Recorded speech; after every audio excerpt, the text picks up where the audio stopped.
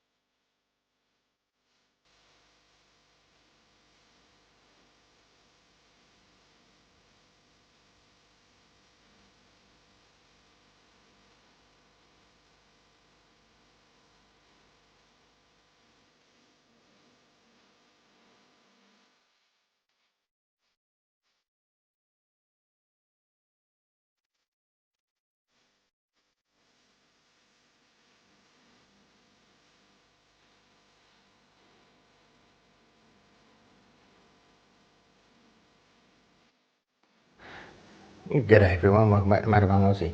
Well, here we got the final product here. They're a great simple biscuit to make, very easy. So the main ingredients are oats, golden syrup, brown sugar, coconut. Some people don't put coconut in, but majority of recipes do have it in. Now let's have a taste test.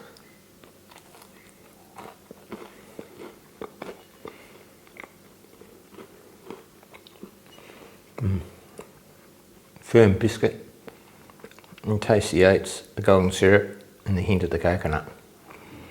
I said, one of the favourite biscuits they have in Australia, and like I say, every day on April 25th is a public holiday in Australia and New Zealand, and we commemorate all the people that fought for this country, both men and women, and this is one way of supporting them.